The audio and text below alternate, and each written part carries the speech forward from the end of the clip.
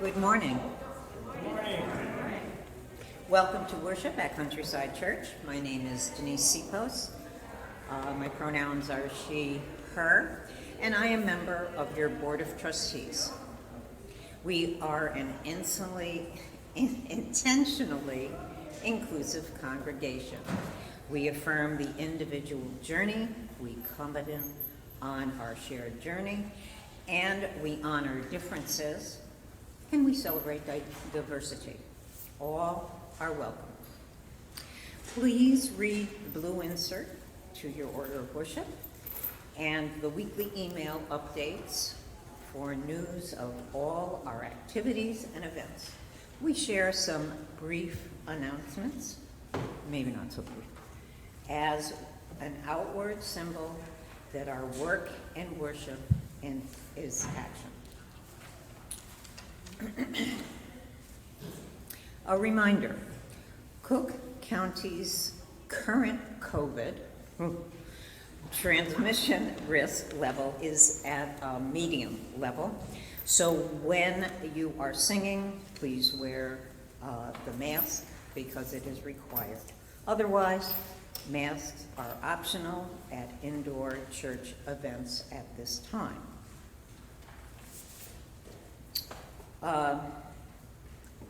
When the risk level is lower, there is no need to wear the mask. It's always optional. When it's high, you have to wear the mask all the time, not just for singing. We are currently building Soul Connections small groups for January through June of 2023. We hope you consider joining. Soul Connections small groups meet monthly to reflect and discuss the monthly ministry themes using materials provided by the Soul Matter Collaborative. For more information on Soul Connection program, please contact Rick Rayborn in Atherton Hall following the service, if he is here today. If you would like to participate, please register by December 16th by contacting Rick or completing the registration form on the Souls Connection page of www.ccu.org.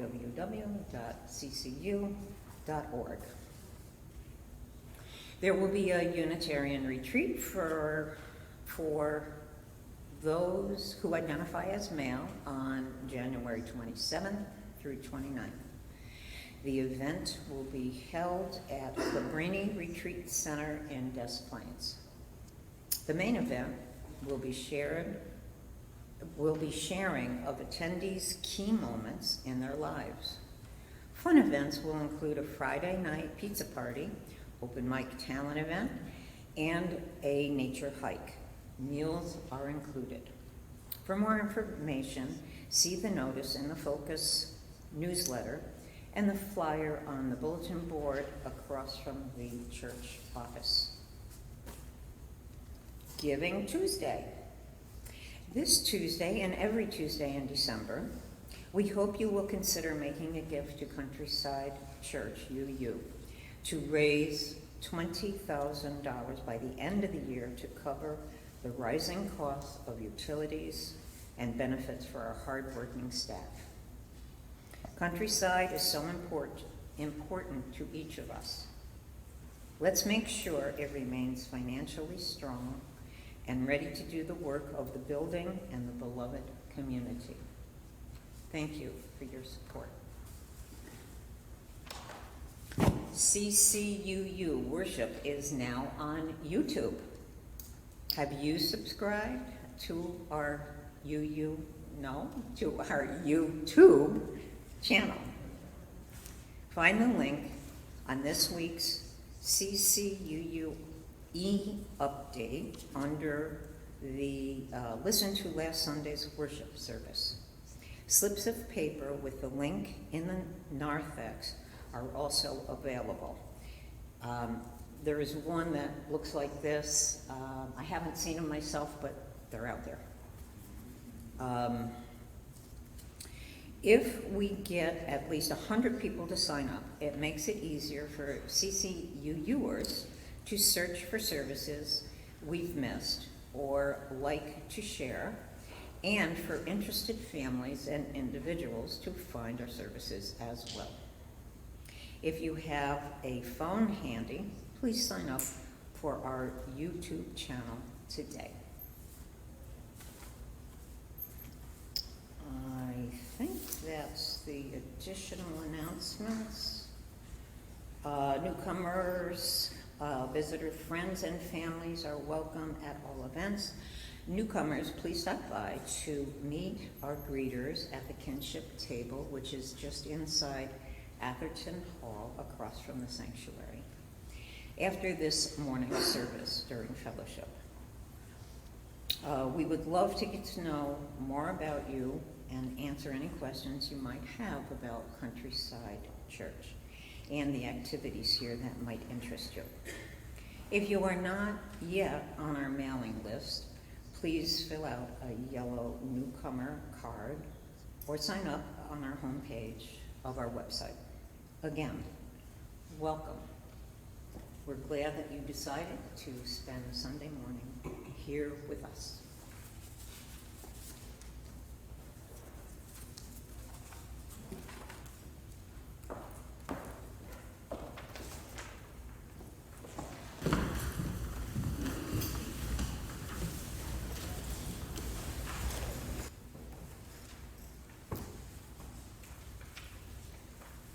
Good morning.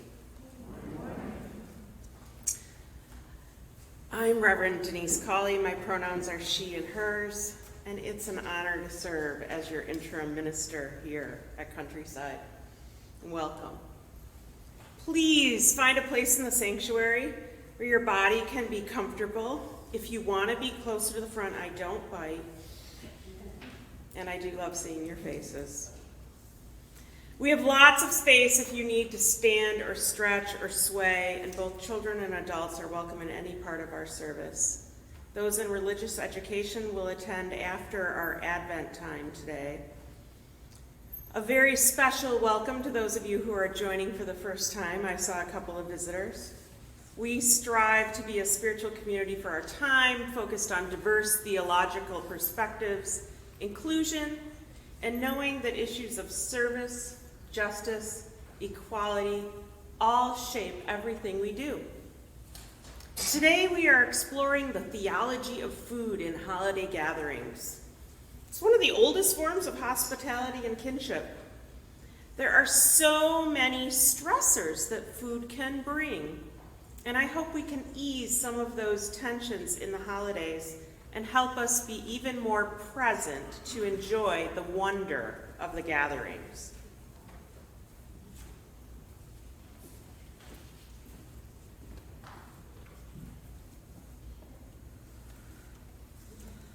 Good morning.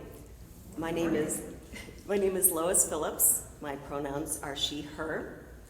I am a longtime member of the choir, your aesthetics touchstone, and a church lady or a church mouse. You decide. Today, we light a chalice, a flame within a chalice, a cup symbolizing love and light as a primary symbol of the Unitarian Universalist faith tradition. I will read the first two stanzas, and I invite you to join me in the second two. Please rise as you are able, and then remain standing for the hymn and the reading of our covenant that follows.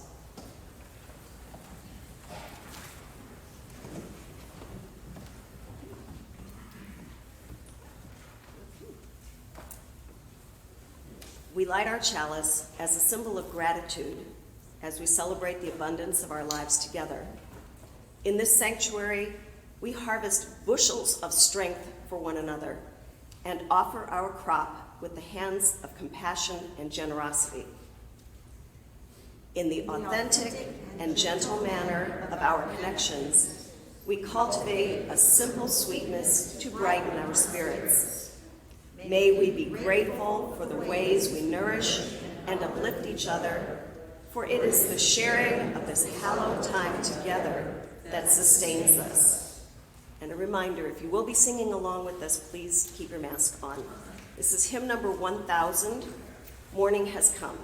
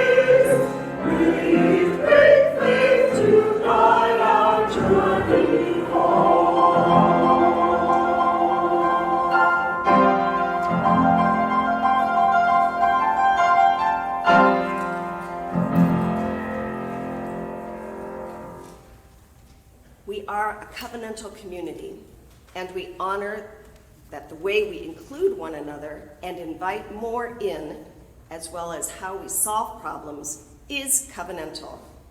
We use our covenants as living documents that guide how we want to be together. At this time, I invite you to join me in reciting our congregational covenant. We unite to strengthen the bonds of kinship among all persons, to promote human dignity, and to increase reverence for life's creating, sustaining, and transforming power through worship, study, and service. You may be seated.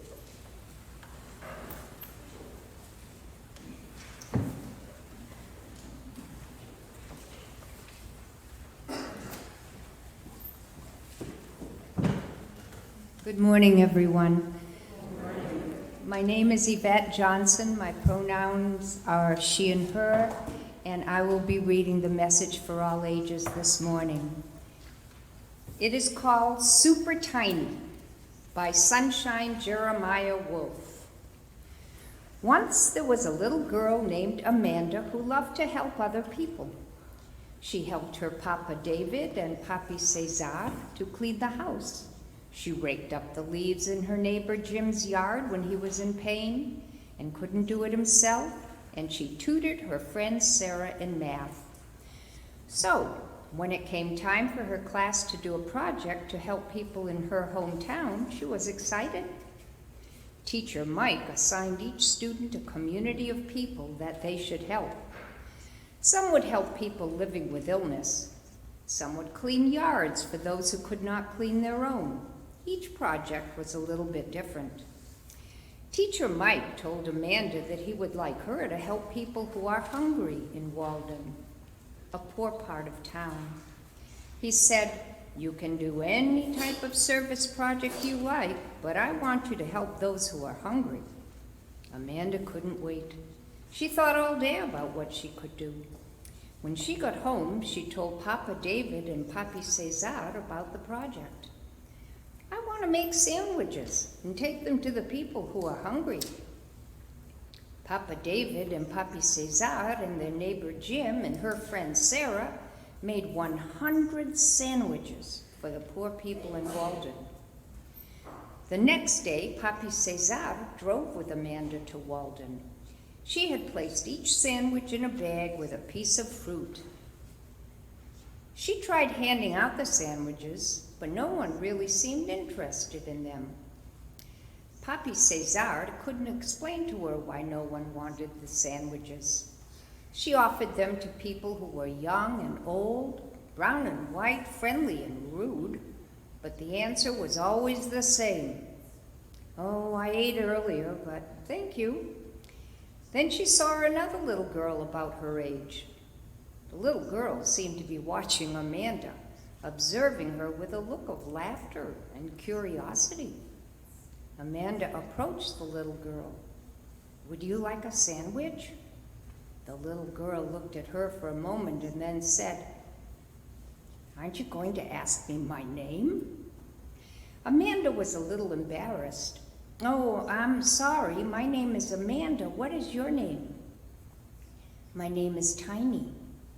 This name was clearly appropriate. The little girl was tiny. "Why are you handing out sandwiches?" "Well, it is a class project. I was asked to help those who are hungry here in Walden. So my Papa David and Papi Cesar and Jim and Sarah and I made sandwiches to give everyone." Tiny laughed. Well, we do get hungry here sometimes, but we never take food from strangers. Some of my neighbors go to the soup kitchen each evening." She paused to laugh some more, then, "Your teacher really asked you to help the hungry?" Amanda was a little upset that Tiny thought this was so funny. Without really thinking, she blurted out angrily, "Well, what would you do then?" She didn't mean to get so mad, but she did not like that someone thought her being helpful was funny. Tiny stopped laughing and looked seriously at Amanda. "You really want to help us?" Amanda nodded but didn't speak because she was still too mad. "Well, we have a garden that the city gave us. They gave us seeds, but most of the seeds were bad, or not food that any of us will be able to eat much of, like turnips." Tiny made a grimace. "Yuck, who needs 1,000 turnip seeds?" Amanda laughed. Tiny explained that what they really needed were healthy seeds for foods her community would eat and tools to help dig up the land and water the garden. Tiny said that if Amanda really wanted to help, she could get her class and her dad's and her friends to write letters to the city council, asking that a grocery store be put in the neighborhood because the closest one was 45 minutes away by bus. Tiny and Amanda talked for a long time, and not just about the needs of Walden. They both like to jump rope and sing songs and make bird calls. Papi Cesar spent time chatting with Tiny's mom, and soon the two families were friends. Amanda decided that her project would be to ask her church, her class at school, her family, and her friends to come down to Walden and ask the people what they needed. They helped the community get the tools and seeds for the garden and shared in a big harvest meal in the fall. It would take a long time, but eventually they would help get a grocery store in Walden. They had a big festival to celebrate their success together. Amanda learned a big lesson that day. She learned that you cannot decide what people need help with. You have to ask them what they need you to do, and then do that. She also learned that sometimes, if you ask a stranger what they need, you might just make a friend. The end.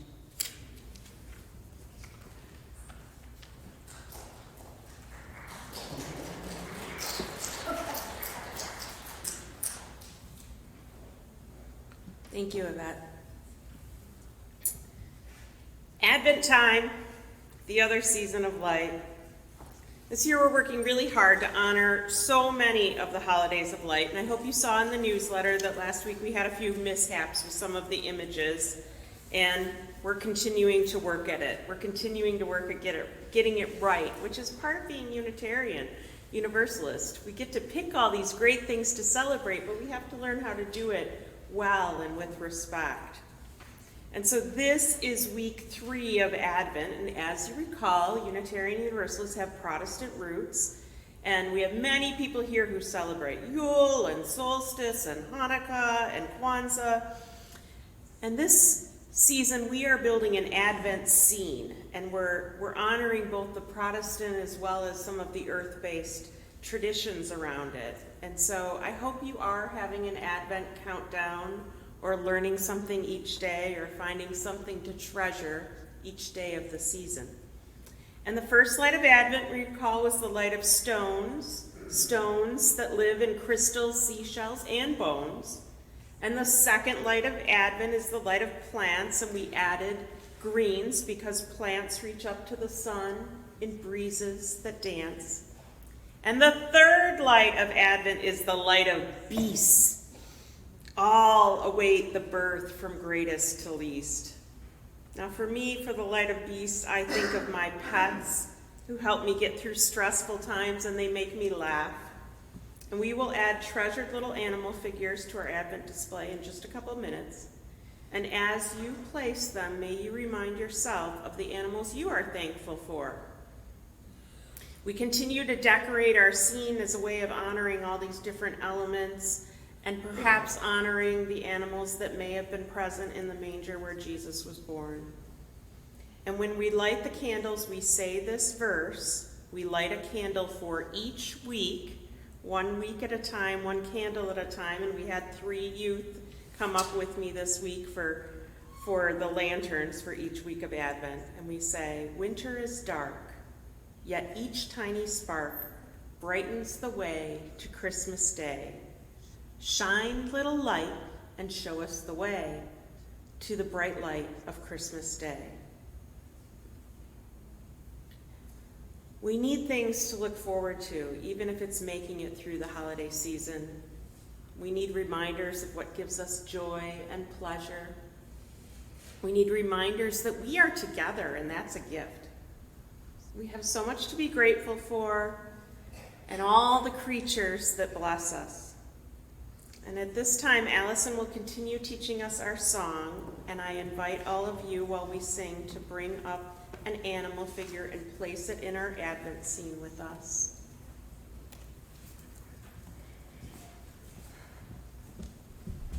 Today we'll sing about the first light, the second light, and the third light we will sing 3 times. Join me as you catch on. It's pretty easy. Okay?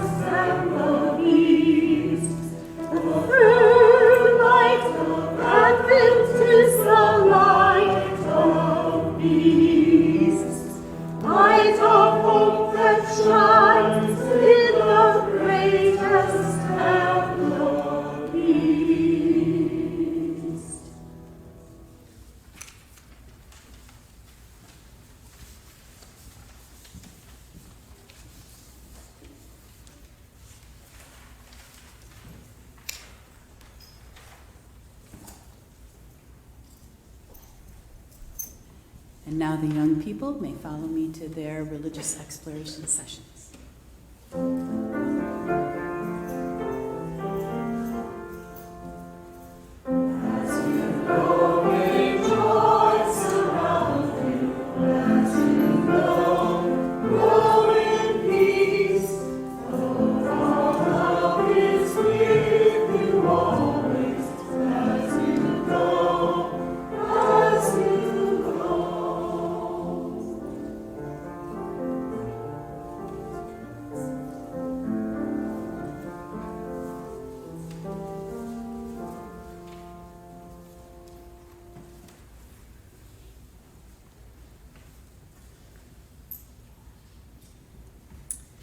I invite you now into a time of prayer and meditation. I'd like to offer up our prayer this week. There's certainly been a lot of awful stories in the news and some wonderful ones. I'd also like to offer this as a blessing for the new resident of Chalice House who's moving in. I'm not going to say his name because we're not sure how he'd like to be called yet, but we certainly want to offer hospitality. So rest your feet and hands comfortably, center yourselves, take a few comfortable breaths, and let's pray this blessing for a new resident at Chalice House. Visitors, we have a house on our grounds where we house people who are waiting for their immigration trials. This prayer is steeped in Unitarian Universalist beliefs. Spirit of life, spirit of love, universe, nature, community. We gather today in a spirit of love, love which accompanies and encompasses us in everything we do, that powers the passion in our lives. In this season, we come with that spirit of wonder, light, and hope. This generosity of spirit compels us freely and joyfully to share our faith, our presence, our resources, all as a way to connect. We know we are constantly changing and evolving, and we pray for the strength to adapt.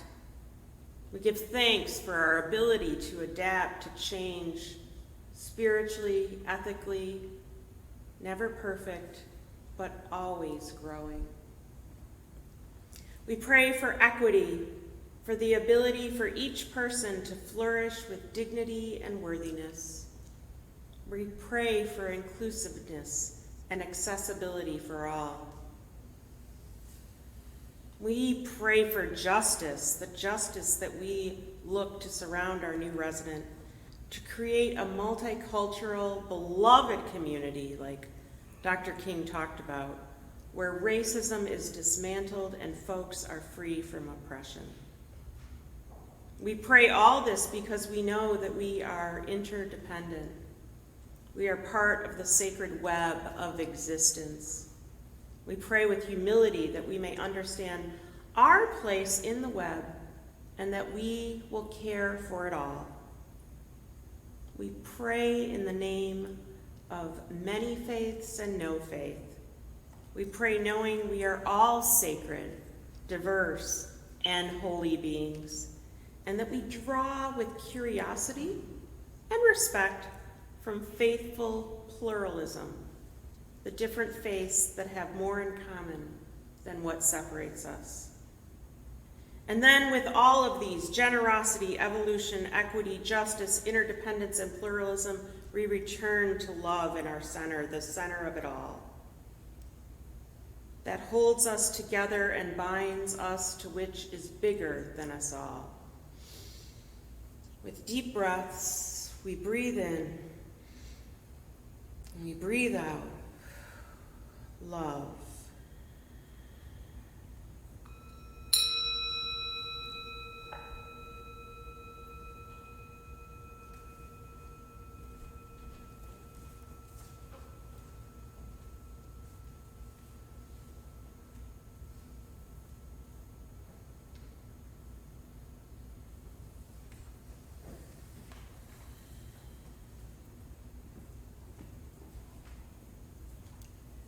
This reading is from a poem entitled Lessons by Jacqueline Woodson from her book Brown Girl Dreaming.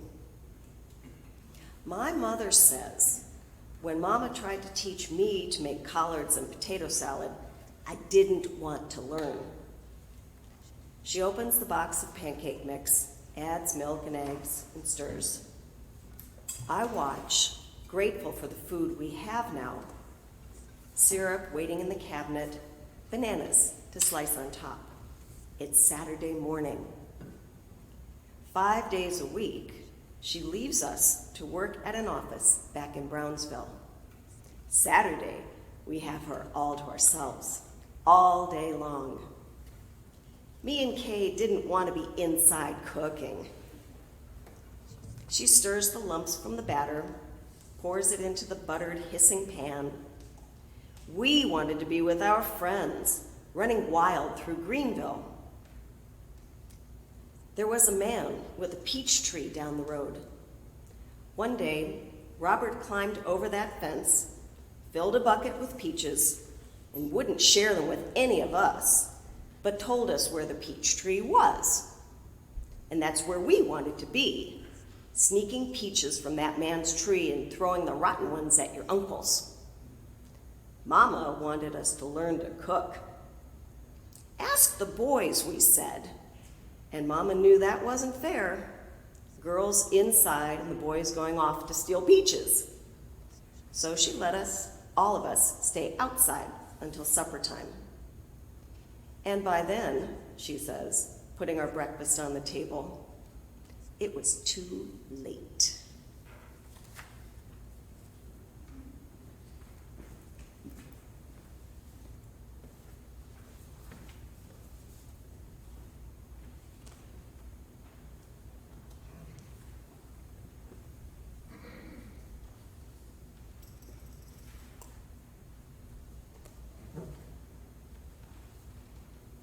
Food.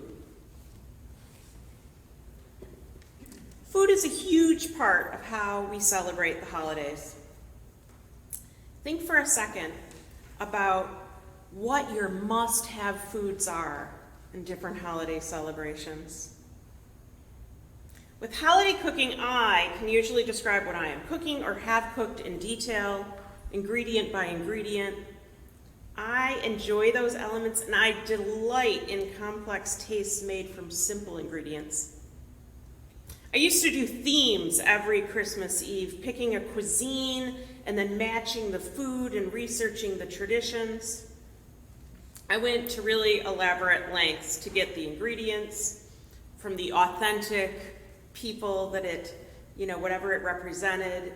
And I also then added to the complication by having dishes that were appropriate for the vegetarians, the meat eaters, the particular eaters, the picky eaters, those who hate garlic, or the gluten-free diets and the occasional vegan. How could I make all these dishes so that they would all be welcomed and feel comfortable together? I would sometimes make double the dishes to please every eating preference. But I do admit, those who eliminate an ingredient that for me I consider a staple, like garlic or cheese, because I live in Wisconsin, it does cause me some agita. I used to get too focused on controlling the experience. I said I did it for welcoming, and I did, but I also thought that the holiday had to be a certain way to be celebrated. I wanted people to experience my way of doing things. I also wanted everyone to be comfortable, even if that meant I was bananas and exhausted by the end of the holiday. And I see now that that really wasn't healthy behavior. It was good intentioned, but the impact, not so much. So now, I'd rather focus on presents, like I talked to you about last week, and the wonder of the holiday. I would rather enjoy people than put all my energy into what everyone eats. Now, I still make nice meals, but I'm a lot more flexible. I've adapted. I don't try to give the person with a particular diet a way to eat every single dish. If there are a few I can easily adapt, I do. If I can leave an ingredient out of a single serving, I do. I also don't try to force everyone to eat a dish my favorite way. For my kid, I've learned, even though he's 16, I leave a stack of veggies raw as I chop, and then when he comes in famished 20 minutes before the meal and starts raiding the cupboards, I throw raw veggies at him.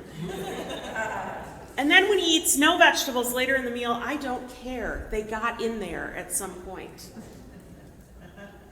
If a person with a particular dietary need shares their eating plan ahead of time, I let them know what I can and cannot do.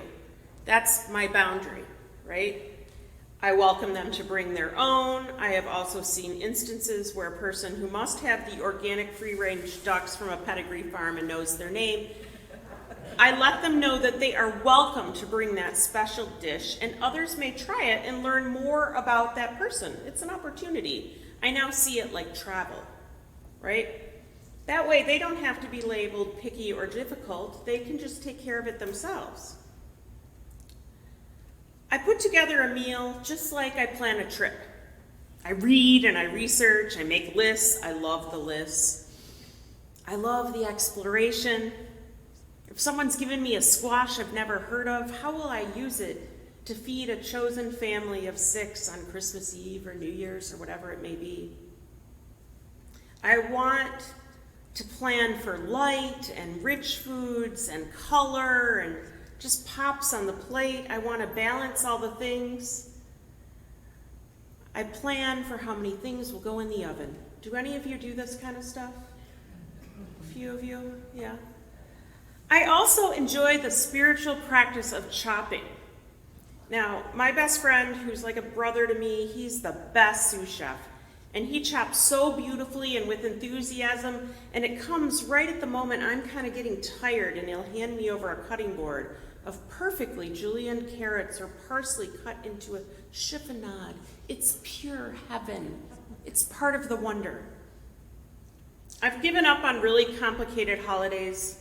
In my 20s, it was about driving all over the earth or flying even to keep everyone happy. I did too much driving, I ate too many heavy meals, and in the end, I was exhausted, and I really don't remember those holidays other than the travel. In fact, I had a lot of holidays that were not ideal. I have had holidays where people proclaimed what they don't want to eat or what they believe. Others with family or friends making snide comments about relationships, sexuality, how thin or fat someone was, cruel politics, jokes about gender. I have experienced the inside of bathrooms on holidays with hot tears running down my face. Anyone else? I imagine I'm not alone here. Now, having a kid changed that. I was like, I can't keep up with this anymore. And from that point, I insisted that if you were going to see me, you had to come over. And after a while, I only had people at my table I really wanted. And if people needed to control the audience, they just didn't have to come. It was okay with me. I had to make it okay. So here's a few tips for being at the table to really experience the joy of eating and the wonder of food around the holidays. Now, even if you may not have done this, you might know someone. This is sort of like Food You Anonymous, all right? Don't comment on someone else's eating plan. If they have decided that this is how they're eating, the holiday is not the time to discuss it with them, if ever. Your thoughts on what or how they will eat will not change their behavior at the table. There is a good chance that it'll introduce some shame or hurt to the menu. Just keep it to yourself, or ask others to if you witness it. If you don't tend to like the food they serve wherever you are going, bring a couple of dishes to share that meet your needs. If you require certain foods, bring them.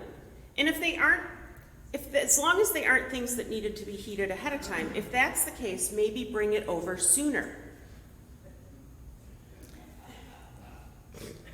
If someone tends to complain about food, ask them to bring things they'd like. Let them know that ahead of time. If you worry that someone wants to host a meal and they really can't afford to do that, ask them if you can bring groceries ahead of time or place an order for groceries. Don't forget that beverages and meats and other ingredients have significantly gone up in price. It costs a lot more to host a holiday. What can you bring over a couple days ahead of time? Could you help them do the shopping? Ingredients can be really heavy. Does the person hosting have mobility issues or arthritis? Can you offer to carry things in and put them away ahead of time? If you worry about the cleanliness of where you're going or some safety issue where you'll be spending the holidays, choose to talk about that with a loved one ahead of time. Maybe you can offer to clean or repair or make an environment safe. Say nothing about food that's not complimentary. Come prepared with topics to discuss. I think about this one a lot ahead of time, right? Food is such a great topic. You could ask them, hey, what's your favorite holiday memory about food? Or what food do you miss that you can't get anymore? Or recipes from your past that you wish you had. Maybe they passed on with a loved one. Bring cards or notes for family that they could jot notes down about the dishes that they do bring. It's all part of that secret culture that we don't want to disappear, getting those tips. My grandma made the best gravy, and her thing was Wondra, which is just thinly ground flour. I don't know why it makes it so good, but that little tip, I think of her every time I go in the cupboard and find Wondra. I've used these tips to help my holidays go better so that I can have joy in the food and joy in the moment. Now, I have this blended family of teenagers and people who maybe don't have somewhere else to go, and I try to bring everybody together and try to make it, something fun, but I also recognize I'm not fully in charge of that, right? Now, Christmas Eve used to be my favorite meal to put together. I made Christmas Eve epic. I had cocktail parties. I had open house. I was planning my themes and all kinds of stuff. And now I do something else on Christmas Eve because I became a minister. So I was like, what am I going to do? My whole holiday's totally different now, right? There was a little while I was sad that I work on my favorite holiday, and now I'm fine. I have new traditions. After we have candlelight service here, I will go home and maybe I'll grill something or I'll prepare something in the crock pot ahead of time that'll be ready when I get there. I will make a cocktail and I will count my blessings that I was able to help others create Christmas. And as I go to bed, I will be reading David Sedaris' Santaland Diaries to myself as I drift off to sleep. Now you know. Now, the bigger meal I make is now on Christmas Day, right? It's good. I've just moved it around. You know what? I sleep in on Christmas now. It's sweet. Who knew? I never thought I would change that plan. I thought it had to be Christmas Eve, and I have learned I can adapt. The day wasn't the magic. The people are the wonder and the magic. On Christmas, I get my kid sometime late morning, sometimes even later if he sleeps in. And special folks come by and it's all okay and it doesn't have to happen just on one specific day anymore. It lets me spread the blessings out and avoid a lot of the pressure. I now take pleasure in making some things ahead. I nap, I play games, I make puzzles. The meals are still wonderful. Culture and making memories is really important to me. And there are certain items I try to make during the holidays. And one is painted cutout cookies. And that's another thing. Over the years, I would spend so much time making them and getting them just right. And I've made them with all different family members and friends over the years, and I've had some people who brought a lot of stress to the cookie making process. I have been yelled at early on in my cookie making process with things like, "I will only make 2 Santas." Oh, okay. I've cried over cookies. I've even been chided for not making enough when there were hundreds in front of us. I shake my head at this now, but traditions hold a lot of energy. People can hold a lot of passion in those traditions. So ask yourself, is it really about cookies? Is it about fear or grief or guilt or something else going on? The perfection cookies I used to bake were so beautiful nobody wanted to eat them. One year, the cookies were like the most gorgeous ever. I was so proud, and then my 2 bearded collies at the time got a hold of the giant Tupperware bowl and ate all of them. More upset and tears. And now I kind of laugh thinking about the little star frosting decorations on their whiskers. But it wasn't funny then. Last few years I've invited some friends over, and the teenagers made very irreverent dogs with high heels, and people made body parts I won't mention on their snow people, and there were headphones and funny hats on the gingerbread men. And Martha Stewart probably wasn't going to put them on her table. But they still tasted good, and I could say we made cookies and it was fun. This year I'm rethinking my Christmas cookie tradition because the group of people I've made them with has changed a lot over the years, and my family's changed too. And one of my favorite people to make them with, a dear friend, he made the best Christmas cookies, and he would even make self-portraits and portraits of us, and we would roar with laughter and paint bikinis on snowmen, and his cookies were epic, and he passed away this week. And I'm not sure I want to make cookies this year just yet. I'll get back to it, but I need some time. So what makes a holiday food joyful? Preserving the culture and passing it down, sharing recipes. Write down stories. I tuck those into my cookbooks or recipe files. Even online, I save them and share them. When I run into them, I smile again. How can you bring joyful traditions back to the table? Consider setting up an interview station. If you do this, you won't even think about the fact that you don't like food at that person's house. It's all good, right? Set up an interview station. Bring a tripod and tell folks you want to record them ahead of time. StoryCorps has great interview questions. And you could ask them to talk about food memories and save those. COVID reminded us that we may not always have the same folks around the table next year. Capture the memories now, my friends. Bring the recipe, bring the secret ingredient. I should bring Wondra when I see my cousins, right?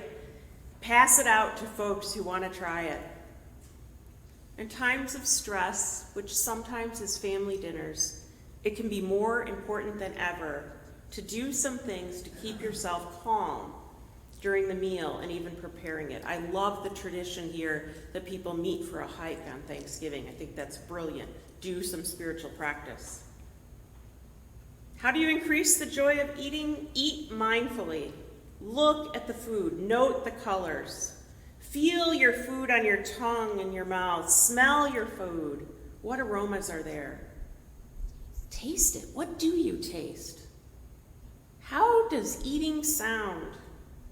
For me, chopping squash has a distinct thud with the knife that hits the cutting board. And carrots sound different. And I love the sizzle of taking certain things out of the oven. What foods can you hear? Pouring, chewing, cutting. Now, those of you who have families with teens, rather than being annoyed by their latest special diet preferences, think of it as a sign they're growing up. seniors are trying on their emerging independent identities. I might hate it, but that's okay. Really, I want a relationship with that human far more than I want them to eat the dish the way I made it. They will probably try it one of these years. For now, I want the relationship over being right. People with special dietary needs, or maybe you have one yourself, bring the dish to share. Ask them if they want to. Take care of it ahead of time, not at the table. Then you're not surprised. Experimentation with special diets is on the rise. We're UUs. We have like the longest cards to show every allergy possible, right? At the potluck. Just go with it. Take those to the family dinner. If you're the one doing it, know that it's okay that not everyone's familiar with it.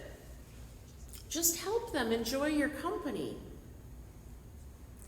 People are interested in eating and ways to make it light on the planet, and we're all striving for better health and well-being.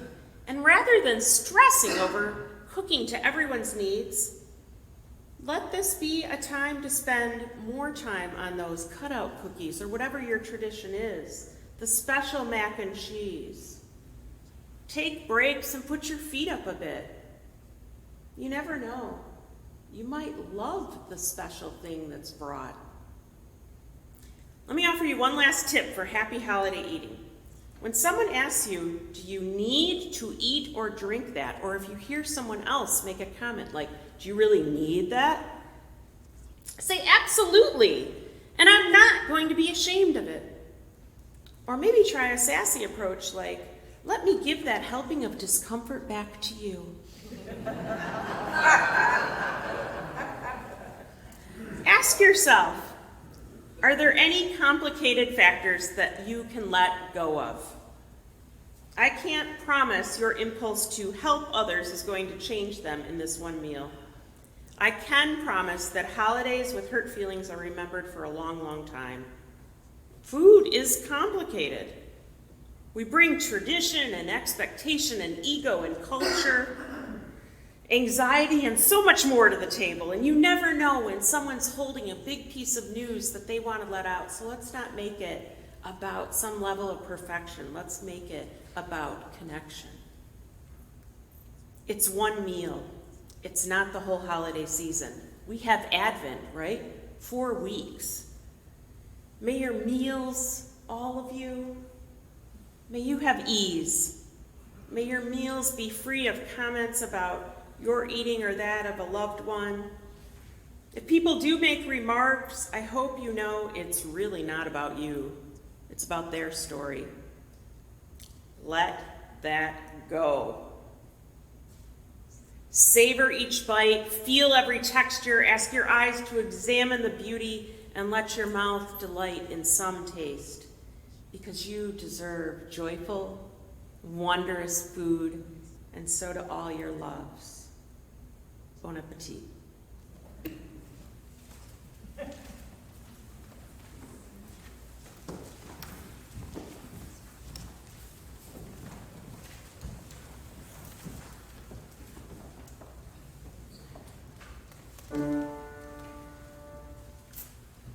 Chocolate cakes and butter cakes and cakes with lots of spice. Layer cakes and angel cakes I think are very nice. But when it comes to Christmas time, can anyone dispute that when you bake a Christmas cake, it really should be, surely could be, yes it would be, positively, absolutely must be made with fruit. Fruitcake!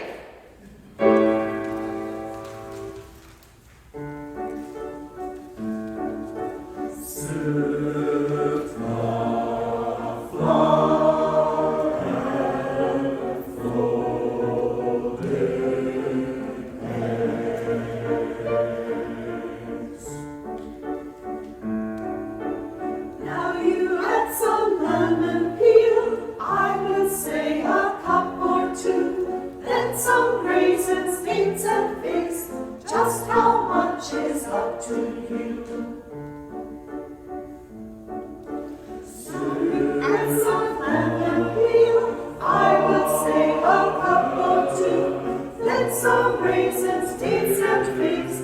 Just how much is up to you?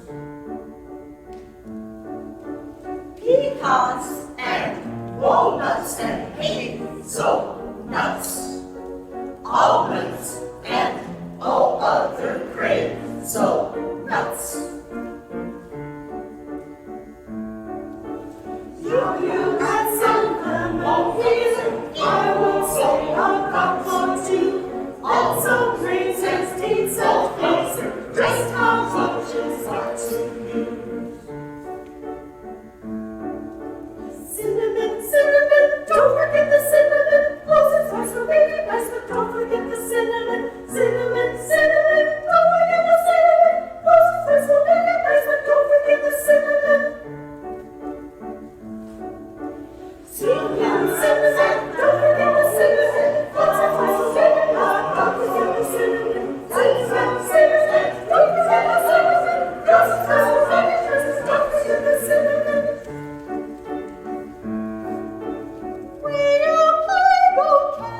Cherries, glistening like Christmas berries.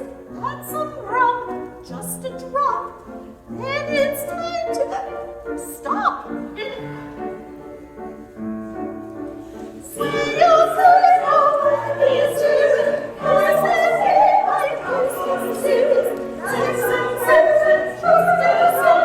Christmas, Christmas, something.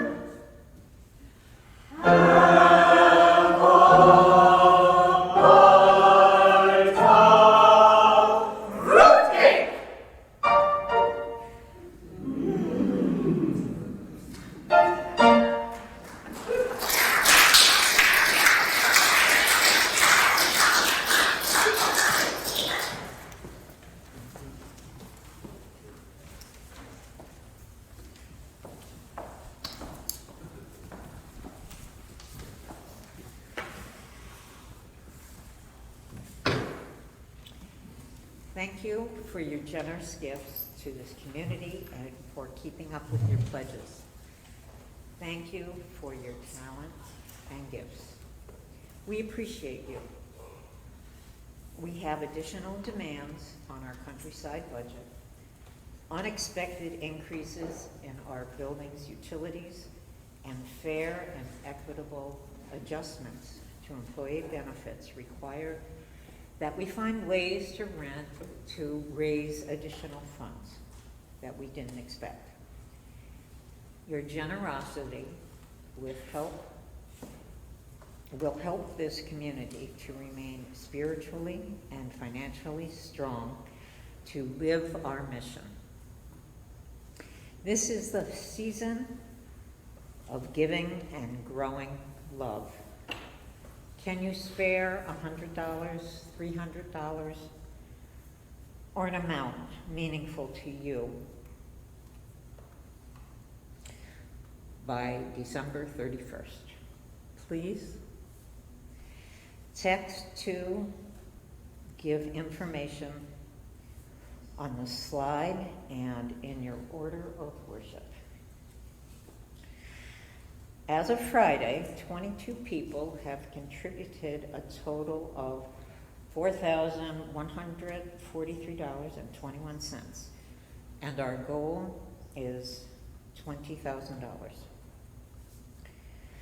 Donations may be made by cash or check in the offertory plate. Envelopes are available on the hymnal cards. Those viewing online may mail a check payable to Countryside Church, UU, and the address is 1025 North Smith Road, Palatine, 60067, or going to https://ccuu.org/donate/ and that funny little and Mark, clicking on Donate Now. Oh, don't put the funny-looking symbol in there. Click on Donate Now, create a profile, and follow on-screen instructions. Or texting XX to 847-973-7344, where the XX is the amount you would like to contribute. Within a few minutes, you'll be sent a text with a link to register. If you need to change your giving info, text edits to the same number, 847-973-7344. Thank you. And now please join me, rise and body your spirit, for hymn number 1037, We Begin Again in Love.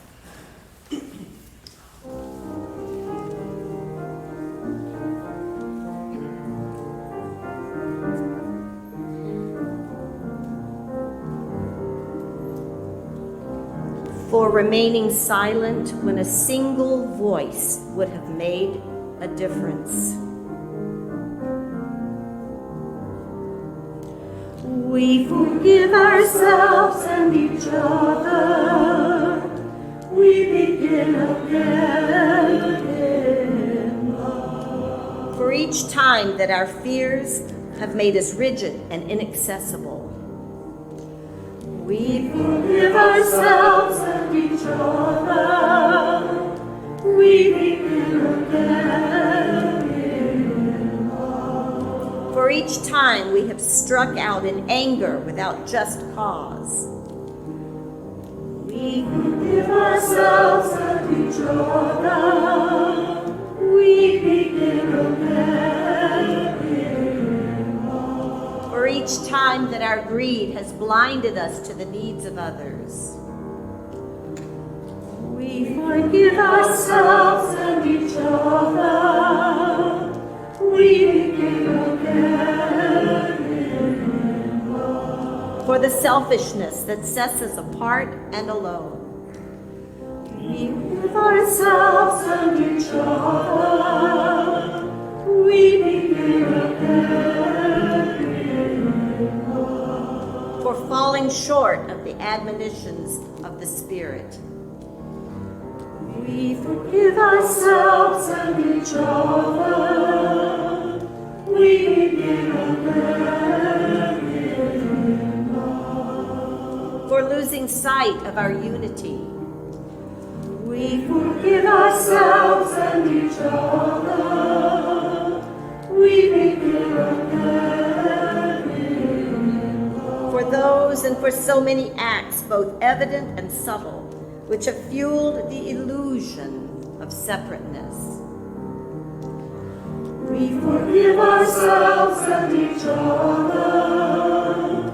We begin again in love.